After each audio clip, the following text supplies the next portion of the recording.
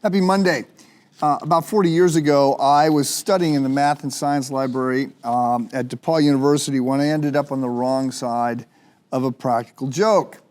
I was there with a fraternity brother named Neil who had asked me to lead him to the Science and Math Library because he needed to study.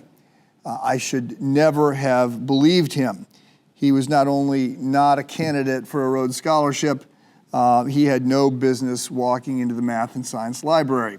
As you may know, libraries tend to have degrees of studiousness about them. At the main campus, the main library on campus, if you were just hanging out, looking to talk to friends and other things, you were on the first floor.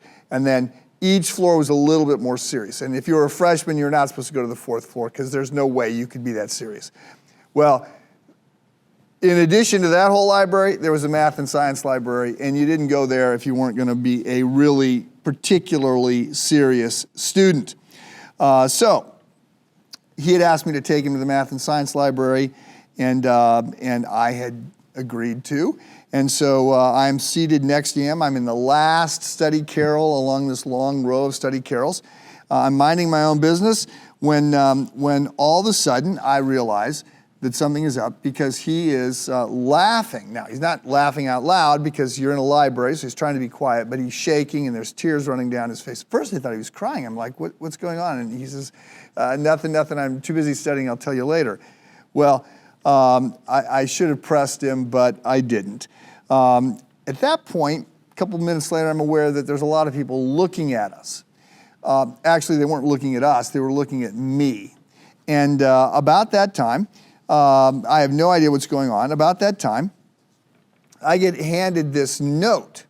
And on the note, it's folded over, it says, "Please pass this back to Mike Woodruff." And next to that, written and crossed out, is "Please pass down to the girl in the red sweater."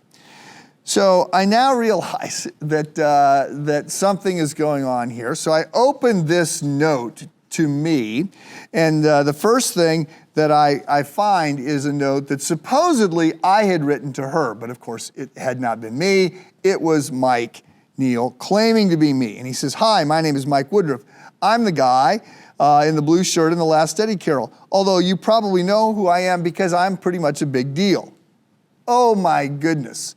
I look up, everybody except the girl in the red sweater is looking at me. And then it goes on, and she says,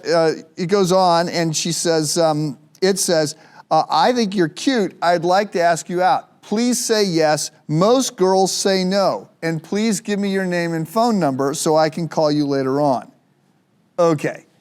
So then there's the note that she's written back to me. And it says, "Dear Mike, thanks for your kind words. My name is Natalie. I'm sorry to say I have no idea who you are, and I'm not in the Math and Science Library looking for a date. I have a steady boyfriend, so my answer is no. Hope things turn around for you." Okay, so obviously these notes have been passed back and up and down. Everybody has read both notes, right? And there's a joke, and the joke is on me. So look, you've been the victim of practical jokes, and you know what that's like. The fact of the matter is, they're not bad, and at some point you can laugh about them because they're pretty funny.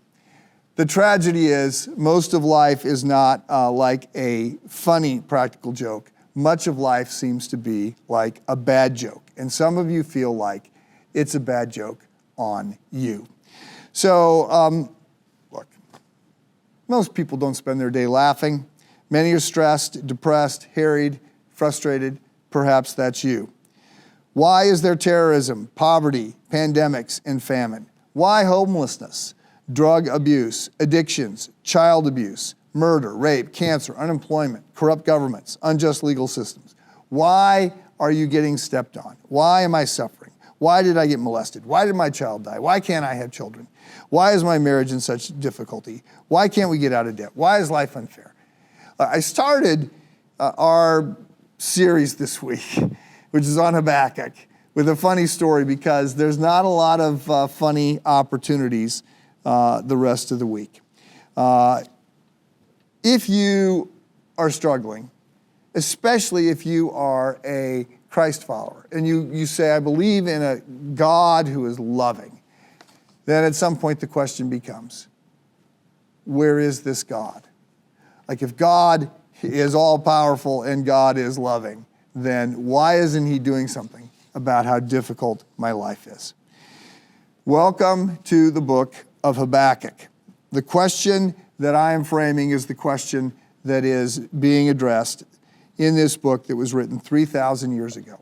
He is the next in this line of 12 minor prophets. He lived during the final decade of Israel's kingdom, just before her defeat in exile, and he is the focus of our study for this week. I will see you tomorrow. I would recommend you read, it's a short book, read the book of Habakkuk today.